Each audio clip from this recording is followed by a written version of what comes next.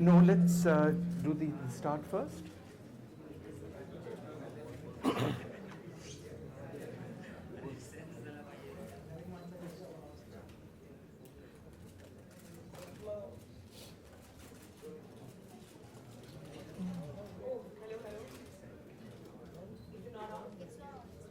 So, Your mic is not on? Is Karishma's mic not on?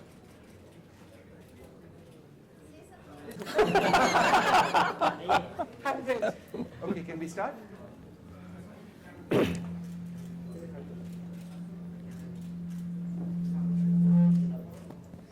This one is not on. Yeah, it is. Yeah. You're always on, huh? No, it's not on. I'm telling you. We had to mute it in your case a little bit.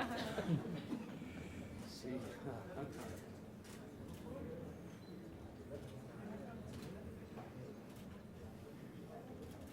Could you just stop clicking the pictures because it's coming on this thing. We can't start. guys, it's a request. Because we are recording this, so the flash is coming in the way. If you can just switch off your flash, I'd appreciate that. Yeah?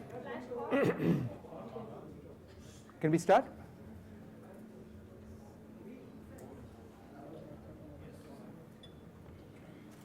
Hello and welcome to a very special program, a very special campaign, something that United Spirits and NDTV have been working at very, very closely for the last several years.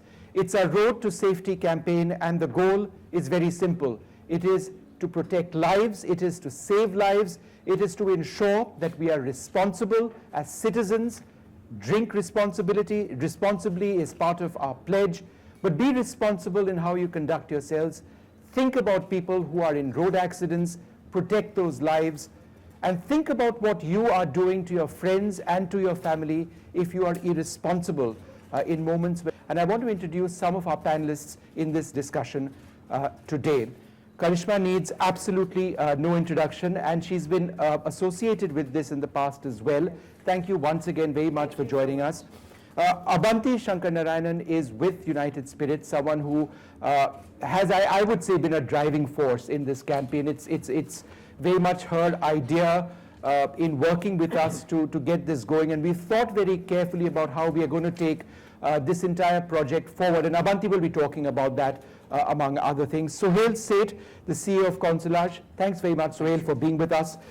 Saji Cherian with Save Life Foundation, an organization that has done incredible amounts of work when it comes to spreading awareness about road accidents in this country. And just to put this in perspective, in 2015, 1,41,633 people lost their lives in road accidents in India. These are government numbers. The number of people who die every year in road accidents is many times the number of people who have died in all of our wars put together since independence. Now, this is a reality check, and the programming that we are doing today, the discussion we are having today, is on the basis of these outrageous and very, very frightening numbers. We've also got very distinguished panelists elsewhere in this country who will be joining us, but today we've got Dr. Sanjay Oak. Thank you, sir, very much for being with us, the ex-dean of KEM College and the CEO of the Prince Ali Khan Hospital. Good to have you, sir. And Dr. Shankar Vishwanath, Honorary Advisor of Mumbai Traffic Police, who joins us in this capacity to talk really about some of the challenges facing the police. What are some of the issues as far as road construction is concerned, the layout of roads is concerned, because when it comes to road safety, we need to have a holistic look at this entire issue. But before we get started on this program, we wanted to roll out this small feature. The year was 2014 and India. Complete amnesia, they say. One man just hit and went, but many passed by. I really wish that people would have stopped. Maybe the three who were gone were alive today because they could have been recovered. We are looking at on this program. Karisma, let me come to you first.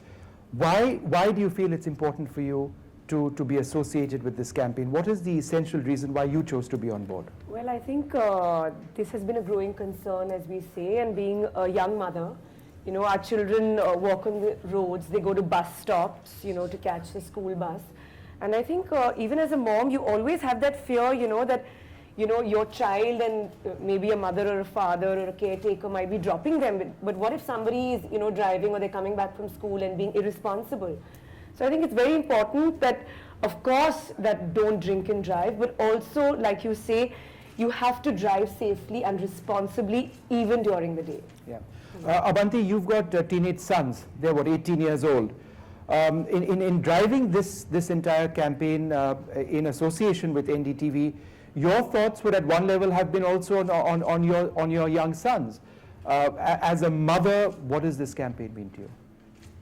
I think as a mother, this campaign means I can go home a little bit more reassured that there is a message out there very frequently during the seasons when my kids are listening to it, and hopefully, you know, there is an awareness that's being created about them of what not to do.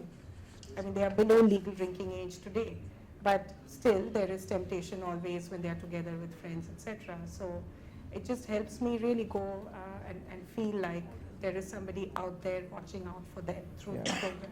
Yeah. Karishma, I must ask you, you know, all of us like to go out, meet friends, party.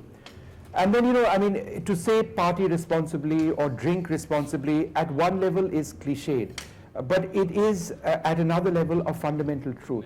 Where do you draw the line? Well, you know, I must say that, frankly, I always have a designated driver. I don't drive myself because I think I have too many things on my mind. So it's better that I sit behind in the back seat. But I'd like to tell you that there are a lot of young people out there today who have realized this. And I think this campaign has made them realize today when young couples go out to party or to a club to have a few drinks. Like a lot of my friends tell me, you know, we are the driver tonight. My friends like, I'm not drinking tonight. You know, let the husbands and the other friends, because I have so many people to drop home. So people have become really, really aware about this.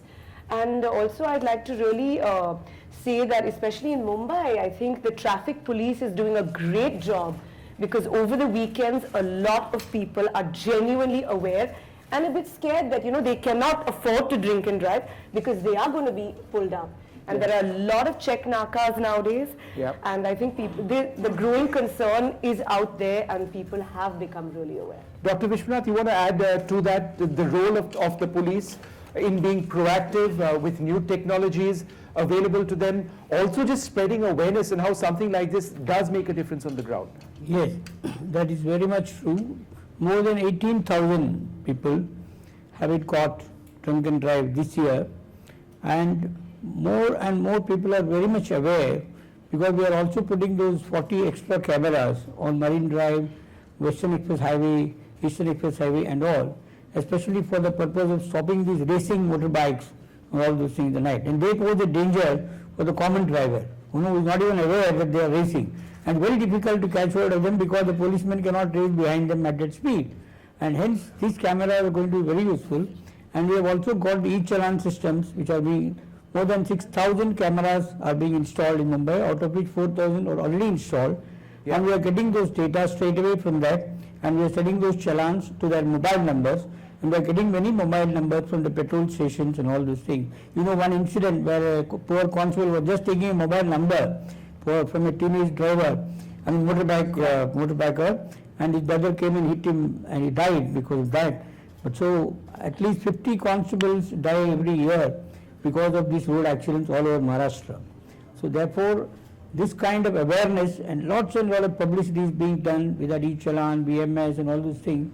And people in Mumbai are very much aware that they just can't take a chance with the police. You know, Suhel, the number I gave you, 1,41,633 people died in road accidents in 2015. I've got a number for the number of accident deaths and injuries because of drunk driving. 2015, 16,298 people had died in accidents of drunk driving. Or the total number of accidents. The total number of deaths of that 16,000, 6,755. Injuries, 18,813. These are underreported numbers, as you know, in a country as large as ours. But these numbers are absolutely horrific by any standard anywhere in the world. We have some of the most unsafe roads for various reasons. Where do you draw the line? What is your message when it comes, when you confront numbers like this? See, you know, while the campaign is genuinely laudable and there is no escaping this reality, there are three things that need to be done. Number one, we need education which is finite and with a purpose. We need demonstrable punishment for people who violate the laws. See, in this country you can get away with blue murder. You know, you'll hit someone, the laws are so weak, person will get bail. I mean, there was this lady who ran over someone and, you know, driving the other side. We don't have demonstrable punishment. The third, which is very important, which I hope the doctor here will touch upon, is we have zero trauma apparatus around our centers, around our roads, around our cities. You know, we're talking about Bombay and Delhi. What happens when you're on national highways? When you're between villages, when you're between towns, small towns? The maximum number of deaths happen because there is no immediate trauma management. I sit on the board of the Indian Head Injury Foundation, and we're seeing in the IHIF, the figures that are reported is in the first 5 minutes, if you don't have that care, you lose the person. So I think it's very, very critical for us to look at it from a holistic point of view. It's not about just consumer education, it's not just about punishment, and certainly not just about cameras, but it's about the whole apparatus that you need to create. An ecosystem which prevents people from being irresponsible. I've got 169 stitches on my head. I mean, that's partially the reason for my slight insanity. But I was knocked in by a drunk driver in Calcutta, and that was even before Mamata Banerjee was in power. So I can tell you, it's pretty dangerous when it happens. Spoken about this. Would you like to talk a little bit more? No, about it was just an accident. There was no. When did this happen, sir? In 1996. And this was a drunk driver who. Yeah, a drunk driver in an ambassador. In those days, you still had an ambassador. For some of these people who've grown up, they've only seen Marutis, and it came and hit my car head on, and there was nothing you could do. I don't even think the guy went to jail, or may have gone, for a token reason. But the irresponsibility of the ecosystem needs to be highlighted. So I think this is a brilliant first step. You need to marry the political apparatus with the medical apparatus with the media machinery in order for all three things to work in harmony. Ultimately, as you rightly said, we can't afford to have people die because someone's behaved irresponsibly. Yeah. Shaji, it was the Save Life Foundation that really pushed to have the Good Samaritan law. And it's a law now, it exists in India, which basically means that if you see somebody in distress, you can actually take that person to a hospital and not be bothered by the police. You don't even have to give your name to the hospital people over there. You can walk out. There is no harassment. How do you believe this can save hundreds of lives every year? And that's just a number off the top of my head. It could be many more. Yeah, first of all, I think we have been as an organization at it for the past decade now. And in just the last 2-3 years, just to see the amount of dialogue and conversation around road safety is really heartening for us as an organization. I want to congratulate NDTV and Diageo for taking this initiative, not just for a year now. I'm seeing this, it's every year, so it's great. I think people who die in road accident victims, 50% of them actually die of treatable injuries. So they can be saved. Typically they die because of excessive bleeding. The Good Samaritan law concept basically looks at bystander care. The person who is next to the accident victim or somebody who is passing by should be empowered not to be scared to call for emergency services. People typically die bleeding on the road. And so right now we have, as a country, we have a Good Samaritan law. Unfortunately, not much has been talked about it. Propagation has not happened, so people on the road don't know about it. So as of now, if you see an accident victim, go ahead and call the police, go ahead and call emergency services.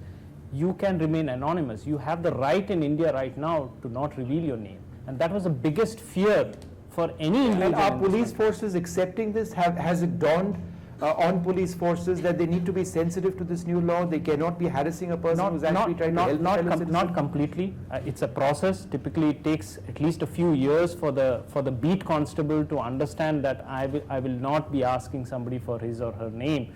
This sensitization has to happen continuously. It cannot happen overnight. So, but that effort has to come from the government side as well. Dr. Oak, tell us a little bit about the golden hour in a hospital. Why is the golden hour? Yeah, it's so two things are important, as Suhel ji very rightly mentioned. It's the pre-hospital period and the pre-hospital transfer. So one is you have to stop if someone has met with an accident and go for its assistance. Yes, you may be questioned, you may be detained in the casualty for some time. That's a part of life. Eventually you are going to save somebody's life, and that anonymous person could be your next kith and kin. It has happened at times. Second thing is, how do you transfer? Because sometimes unscientific modalities of transfer have rendered more harm than the actual accident has done. It particularly happens in cervical spine injuries, lumbar spine injuries. So that is second part where we are working together. The third thing is, once a patient is received in the hospital, the whole culture of the hospital also needs to change from casualty, which is a casual approach, to an accident and emergency service area, where what is called as triage. Triage means to sort out. That is done. And suppose if there are 5 or 6 victims, we decide which one needs to be attended most and first. You know, ironically, he may be the quietest of the lot, but he's the one who is bleeding internally and needs more attention, rather than the one who is making all loud noise about this. So these are the fundamental things. But in that golden hour, if you are able to stabilize airway, if you are able to stabilize breathing, if you are able to stop hemorrhage, we can save significant number of lives. Yeah. Shaina, thanks very much for being with us. The road safety bill is something that this government has spoken about, the minister has spoken about extensively, but it's difficult to actually get all parties and all states to accept it, because where does the funding come from? And so despite the best intention to push this forward, it's not happened. Is this going to happen soon? Can we expect it by this government? Absolutely, without a doubt, and I say it because I have the conviction that Nitin Gadkari is the correct minister at the right place and somebody who has championed road safety. You know, we've lost some of our greatest leaders also, not as if it's a token to leadership, but you take Gopinath Munde's case. I mean, it was most tragic how he just lost his life. Yes. And I think that has also been something that has been discussed internally in the party on multiple occasions. Not that I'm suggesting a life of a politician is more than the life of any other citizen. But you look at what Nitin Gadkari himself is doing. I mean, he has not just talked about this bill and championing the cause, but he has got all stakeholders. And correct me if I'm wrong, people like Dr. Oak have also been consulted. So there are stakeholders from various fields, and I think that what they have talked about and what Suhel said is so correct, that you have an accident, you have the immediate medical facility that is required, and then you have people like the Good Samaritans who are talking about the importance of bystanders. I'd like to question, even in a city like Mumbai, if we do see an accident, how many of us actually stop? All of us think, let's not get into this jhanjat. Yeah. Who wants to be a witness? Who wants to go to So you court? wanted to say something? Who wants to be a part of this whole problem and not realizing where you're going to go? So I think where it's important as a political class is also to give faith to the bystanders, that you have a moral responsibility, a legal responsibility. More importantly, you're a human being, and this could happen to any of us, so we must participate. See, there is a very critical thing which governments of today are ignoring. And whether it's BJP, Congress, they're all the same in this regard. Which is, when we were growing up, if you remember, we were part of the Boy Scouts movement. I mean, I'm sure girls were part of the Girl Scout movement, we hope. We were also part of NCC. One of the fundamental things that were taught were primary first aid care to people. All of that is missing from our curriculum. So even young children, who, by the way, have the greatest propensity to help, teenagers, they're the ones who are more courageous than the middle-aged, as it were.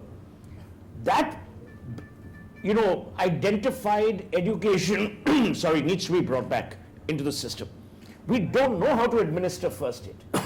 We don't know how to prevent bleeding. So true. And these are critical things which need to come back into the curriculum. Part of what you've been doing is CPR training, right? Yeah. And who typically wants to actually learn about CPR skills and be certified in it? I mean, should it really be part of our school education, our curriculum? Absolutely. I think CPR is not just for road accidents cases. It can happen in our homes as well. If somebody is having a heart attack, you can use that training and help out your own kith and kin. But I think what's important is to understand who is the first responder, right? Even in a city like Bombay, typically it's always the beat cop or the police person who is actually around. But if you see, he will not be trained how to handle a victim. So I think, as what Suhel said, that we need to look at it holistically. Whether it's drink driving, what works in drink driving is enforcement is what works in drink driving. What works in roads and how we construct our roads is engineering. You were mentioning about the bill. Let me say that the government in the past 2 years has done incredible work to ensure that new legislation, a stronger legislation can be brought in. As you said, there were opposition from the states, but now they have an amendment bill which they have worked through. Yeah. And right now it's in the parliament. Now it's the parliament's responsibility, as you know what's happening in the parliament as of now. Parliament is allowed. So I think it has to be a collective responsibility. Sure. Everybody has to get in there and get this thing passed. Sure. I also want to say something about people like Karisma who are supporting these things. Bollywood has a very, very pervasive influence over shaping minds. I'm glad that people from the film industry, people from sport, so Virat Kohli, are coming out and talking about these things. For far too long, we've brushed this under the carpet because as long as it doesn't happen to me, it's not important. But what we don't realize is we're actually going down a spiral which we will never recover from. For instance, now the police. The police still in this country, despite Narendra Modi's Digital India and all that other stuff, we don't have a record of actually violations of drunk driving norms. The DIU norms in America, DUI, whatever, those norms need to be imposed here. Yeah. You need people for their licenses to be taken away. You need all of that. And finally, I would be delighted if a news channel would actually shame people and call it the road of rogues. So all the people who've been arrested that month for drunk driving, put their names on the ticker. It'll be a great idea. Let them be shamed. That's the marketing guru talking. No, but And I think rather than just have ministers being put on the ticker. Okay, Abanti, I want to speak to you actually about some of our goals this year. celebrate responsibly, never drink and drive, and always have a designated driver. Before you answer that, I want to ask you about the reception this campaign has had, not just in the big cities, but we've taken it across elsewhere. So what's the reception been, which is why we really want to keep doing this? So I think what comes across to us as a delight is the fact that this message has now become part of the discourse in all cities, not just in the metros, but even in the smaller cities. And I think it's serving to be a platform where different stakeholders come together to discuss and debate potential solutions holistically, like we just discussed. It's not just any one thing, but multiple things. And as part of the campaign, which is something we absolutely want to retain, we've done a lot of on-ground activations where citizens from different walks of life have actually come together. So I think the reception has been extremely promising. It's a long road ahead, but our view was somebody's got to start. And I think we've made that start 2 years ago. And I have to say, I'm delighted to see that this year, for instance, your channel and a couple of other channels are carrying other programs from other companies, corporates supporting road safety. So I just feel very good about the fact that we have been a force for good, a catalyst for change. Yeah. Also, Vishnu, use technology. For instance, why can't we create an app, technology which actually tells you if you've gone above the permissible limit? B, I remember telling the Diageo people many years ago to actually install breathalyzers at bars to actually tell you whether you're in the permissible. Should it be done over here? Whether it's under that- the permissible limit. Yeah. So I'm saying if we actually look at each minute detail.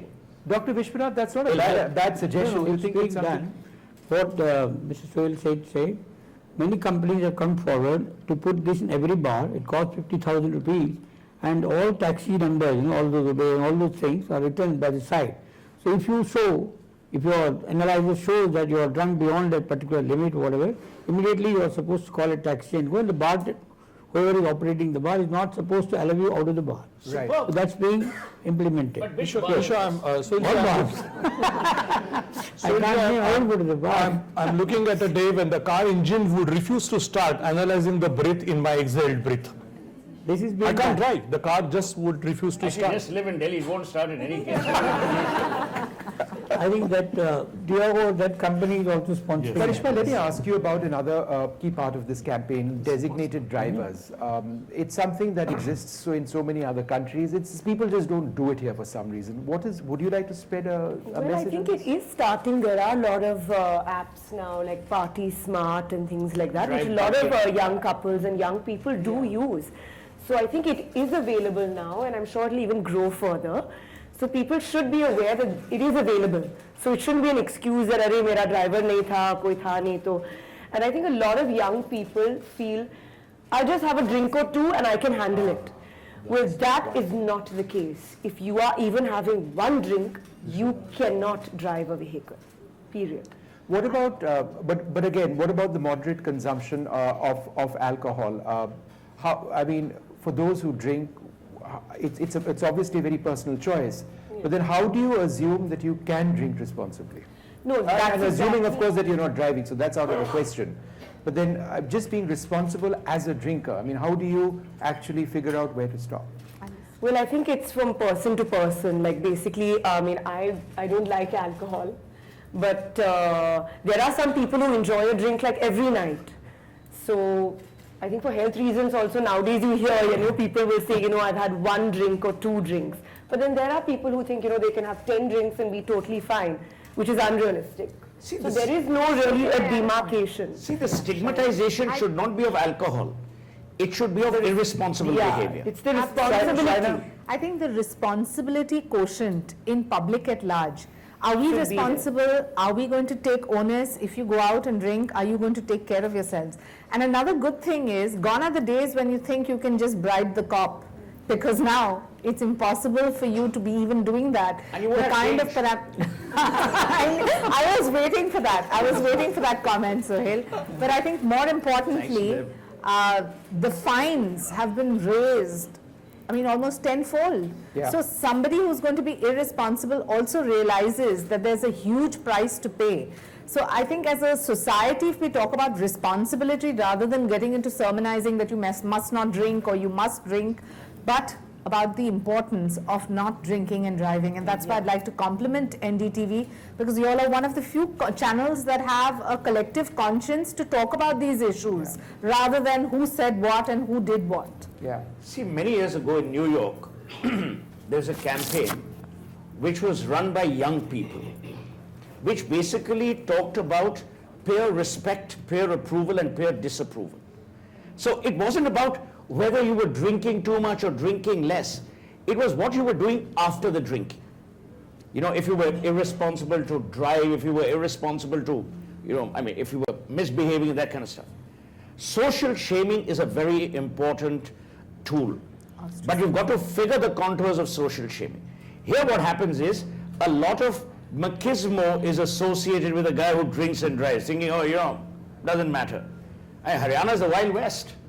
So, if you actually look at those areas, and if you don't have social shaming blended with demonstrable punishment, which is very penal in purview, you won't be able to solve this. And Shaji, in fact, you can take that, sir. Where do you believe we need to go as far as better punishments or punishments which actually make a point, not just a 100 rupee fine? So just like Mr. Seth said, a few days ago, our own electrician who was driving a scooter was caught by a police constable, and he went and told him, and he phones me that he had only one bottle of beer and why the constable should catch me. He was talking to me in Marathi. So the constable said, "Sahib, tani kai khela maide?" What he has done, he has taken a beer, and he said only one. And I know he has taken 3. I said, I don't know him. So I also told him, I don't know him. So he was ashamed. So he was very annoyed and doesn't come to my house anymore. Because I said, I don't recognize you because you are drunk. You had a point, Dr. Oak? Suspending the driving license for at least 3 months is the first act that needs to be done. Because nowadays the metros at least are running to a situation that if my license is suspended, I'm going to have it for 3 months. And that would deter me from driving. And moreover, I think so it's the culture. I should be ashamed of taking away life by my reckless act, something which he has done, something which he has given. I have no moral authority, any authority to take the life away by doing an accident. Okay, well, we are almost completely out of time, but Abanti, one last question to you. Going forward, what are some of your ideas? Because we've done this for 3 years, we've really tried hard to spread this message, but going forward, what else do you think we could work towards in shaping public opinion, in going on the right road, as it were? So I think 3 things really. The first is that we kind of continue to create awareness around new laws and new legislation which have come in. So last year we did the Good Samaritan. This year, hopefully, if the Motor Vehicles Act comes through with the Parliament, then really creating that awareness.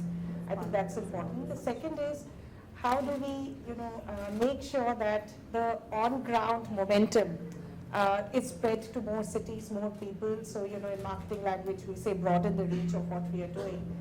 And third is really, how do we bring in more engagement and not just, one-way kind of sermonization. And that's why we thought for this season, we're actually going to move from a negative message like don't drink and drive, which feels like a stick, to a rallying cry for a positive action, which is get a designated driver, so that people know, okay, I don't do that, but then what do I do? And so we make that the mantra, so there is a behavior shift that people can connect to and get engaged. All right, well, I'd like to thank all of our panelists today for joining us on this. We do have time for questions, which we will take. But it's something that we really feel is a cause that in NDTV certainly we attach ourselves very closely to, and it's been a great privilege working with United Spirits on this. This campaign, this partnership is very strong, and we hope it does continue. We've got young students over here, young professionals over here. We've also got Dr. Sulema Merchant, the Dean of Sion Hospital, with us. Dr. Merchant, there you are, sir. You were supposed to be here with us, and I'm so glad you were able to make it. In fact, I would ask you the same question which I've asked Dr. Oak earlier on. The emergency room of a hospital, the first hour. What is the scene that you typically see day after day, year after year, of how families are often destroyed because of irresponsible choices being made? I think that's a very good question. And I think before starting, it's nice to have a backseat driver on the scene too, you know. These guys are on the front seat here, so it's nice to have a real perspective. My point is, like, before I answer that, I'd like to take on what positive contributions have come up and very good suggestions, like Suhel, for example, education. I'll give you an example there. I was a student somewhere in Germany, a small, tiny little road, 5, 6 in the morning. Nobody there, pedestrian crossing, red light, 2 people waiting out there. And I was kind of, say, what the heck's going on? And that Mumbai pana of me, if I can say, Mumbai, I got the better of me, and I was about to take a step. There was no road, there was no traffic, at all. And a little girl, 2-year-old girl, I unfortunately knew German a little bit. So she said, can't you see that light is red? I was about to go there, and I said, really sorry. And that's what matters really, culture, what Dr. Oak said. Culture to be inculcated among school. We've got kids who are eco-friendly, who are into green stuff, but if they are taught early, changing culture at an adult age is very difficult. We can try that, all kinds of punishments there. And second important point that was mentioned was at sight. I think Dr. Oak has mentioned, Suhel has mentioned, everybody. This is completely lacking because as Dr. Oak said, he said it in a medical term, I'll kind of put it in layman's perspective. Neck injuries are the single most important cause of paralysis. Suhel's on the board of Indian Head Injury. And immobilization, anybody who's there. We're just not aware, we're not putting that. If the media covers this single aspect, you'll reduce paralyzed victims post. We don't have neck braces in India. The neck braces is absolutely, you have to have it on the spot, whether a policeman reaches there, whether anybody reaches there. That concept of neck bracing. You have an ambulance doesn't have the neck brace, a splint. Simple things like that. Splints can reduce pain. We've seen people just dumped into a hospital. Sion Hospital, KM Hospital are the largest trauma loads. We do about 8,000 major accidents a year. And people are just dumped into the hospital. There's no awareness about how to reduce pain by just splinting. And neck injuries, we've seen so many people paralyzed, lives ruined there, completely just because of that. And you see this almost every day. We see it every day, like the statistics you've given. It's like, if you take Indian statistics, it's like a jumbo jet crashing every day, 400 people dying every day, 17 throughout India. If you just take the statistic, it's really mind-boggling, 17 every hour. Every 4 minutes, somebody is dying because of a road accident, and most of them are in the age group of 19 to 30, 34. The most productive years. So I've seen an accident just a couple of days ago. I was going in my car. There's a mobile guy who's squeezing in left, right, and center. Finally, he had the last squeeze of his life. Unfortunately, he got squeezed between 2 tempos. And I saw his dead body right there, squashed completely. Nobody can do anything for that. So preventive measures are good. I think we need to talk about splinting, about education. Sure. But when you come into the hospital, if all of this is not done, it becomes that much more difficult and climb. Golden hour is, everybody's aware. I don't need to talk about that. So speed is of essence, like you said. Thank you. Any other questions? If you could raise your hands. To the young man over there. Yes. Good afternoon, everyone. My name is Ridesh, and I'm representing KJ Somaiya College of Management Studies and Research. So first of all, thank you all for instilling some faith in youth that we are the driving force behind bringing the change in any sort. So my question is related to road safety. We discussed that the laws are very weak as far as punishment is concerned. But there is one more neglected thing in India, which is pedestrian signals. So we don't have stricter laws for pedestrians in India, even though we have zebra crossing, but that doesn't solve the purpose. So who would you like to ask So your question? in any of the panelists, So if you Shadi, take would this you like question, to take this? Because I would think like it's to a very know why we are important not imposing stricter public rules for signages. pedestrian signals, Yeah, which sure. could avoid a lot of Shadi. accidents. So that's a great question. I think it comes back to the moot point of who are we designing roads for, right? We design roads for motor vehicles, for cars and other vehicles, but we don't design it for pedestrians. And sadly, 50% of the people who are actually dying in road accidents in India are called vulnerable road users, who are not protected by a shell. So they are cyclists, they are pedestrians, they are children. So every day 20 children die in road accidents in India. Yeah. Kids, you know how kids are taken to school and got back from school. I think we have to move towards, and there are a lot of cities in the world, third world countries, like Bogota, for example. They're moving towards pedestrian-friendly roads. So the right of way should be of the pedestrian, not of the car vehicle. Any other questions? And if you could just be, yes, sir, over there. If you can ask a question, sir, and point out who you want to. Hello. Yeah. Good afternoon to all. This is Raj from spicestrasmobile.com. I'd like to ask Karisma Kapoor that do you think a celebrity can change some society, can bring a change in society? Well, I think think celebrity can always bring out the awareness. And I think like Virat is also part of this campaign. I was there in 2014 in Bangalore. So I think we can, influence the people, the youth, everyone out there. So I think it can make a change. And we do try in our own way to do that. Okay, 2 more questions. Shaina ji, my question to you is. 1 second, can you go ahead and ask your question? Sir, if you can pass the mic, please. Thank you. Hello, my name is Mridula Goyal, and I just want to ask that on our roads, the number of vehicles are increasing day by day. So, is there any law to, limit the number of vehicles? It's a larger issue. It's a huge issue. I think it's well beyond the scope of this program. Many of the road accidents actually take place. That's a valid point. Would anybody like to give an abbreviated? Combination of the environment and the pollution also caused due to vehicles, and of course road safety being one of the byproducts of it. But yes, there are lots of governments that are thinking about it. I know that our Environment Minister, Mr. Anil Dave, is coordinating with Mr. Nitin Gadkari, because in this motor vehicle bill that is going to be tabled in Parliament, they want aspects of pollution also to be contained. So in that sense, limited numbers of cars. But this is not something that we can force down anyone's throat. It's something that has to be where people, again, like Karisma, people who are from civil society that lead by example. One last question from somebody on this side. Yes, go ahead. Excuse me. Center. I have to ask now. So no, can I decide who's asking? Yes, go ahead. We'll just bring the mic across.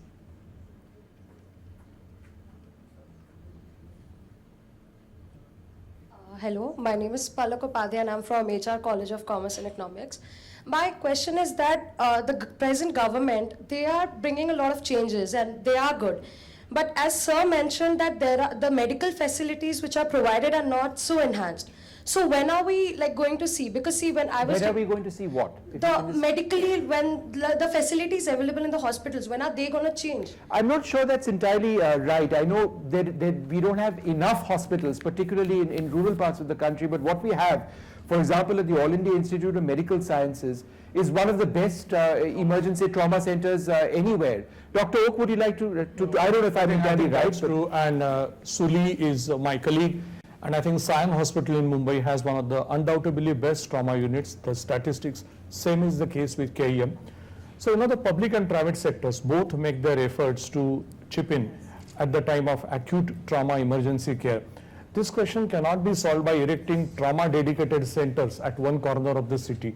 You have to upgrade every hospital's casualty into what I said, active emergency center. And those efforts are really on. But there is no substitute to good driving manners and culture. So you've been very persistent. If you want to ask your question. Yes, sir. I'll bring the mic, sir. 1 minute. Sir, can we just pass the mic, sir? Yeah, go ahead. It's a good initiative taken by all of you. Yes. What about railways? उन्हें कौन सुधारेगा? उधर भी ध्यान दीजिए. Thank you very much for your suggestion, and I think that's an important point outside the purview of this, and if you want to answer, I can't stop you. I can only assure you that when it comes to railways also, there's no saying that, we are going to be completely accident free, but we are taking a lot of measures, and Suresh Prabhu himself has highlighted all the 12 points that the government plans to do when it comes to railway safety as well. And I do concede it is an area of contention, because if you lose 1 life or 100 lives, it's a life of an Indian that is lost. Well, I'd like to thank all of you very much for joining us. We're completely out of time. Our panelists need to move elsewhere. Thank you very much, and let's hope this program continues to make a real impact. Thank you very much indeed.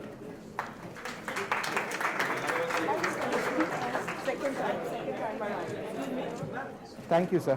Thank you. Thank you.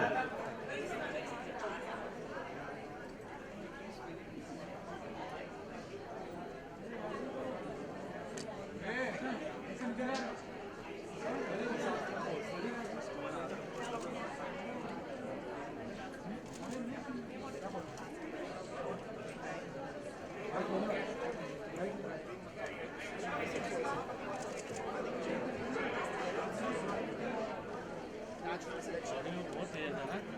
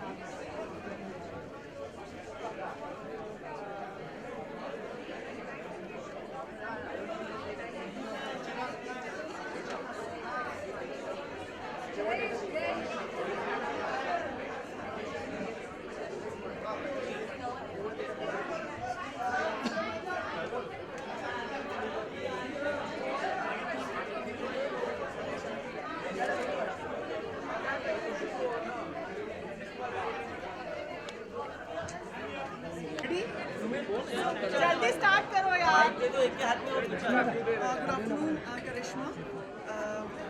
करिश्मा, आज के इस panel के discussion के बारे में कुछ बताना चाहूँगी। बस ये कहना चाहूँगी कि it's a great initiative and vehicle चला रहे हैं और they should not drink and drive. और अगर आपने किया भी है but then you have to have a designated driver. आप नहीं सोच सकते कि नहीं मैं तो गाड़ी चलाने वाला हूँ, तो ये नहीं हो सकता। And I think it's a good way to create awareness that we're all there to tell people to be responsible and keep our roads safe, keep our families safe. Last question. Well, I think education is most important. I think even as a mom, you know, we educate our children to, you know, walk on the road safely, hold an adult's hand, you know, while crossing the road. So these are very simple things. So education of road safety, of not drinking and driving are very, very essential. Okay, last question मैं आपसे ये करूँगा।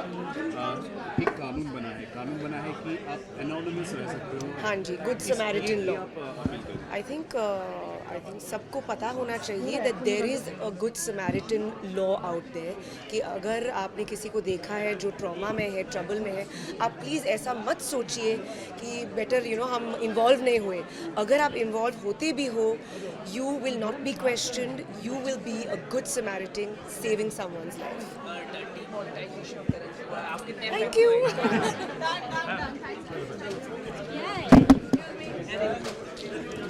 तुम ना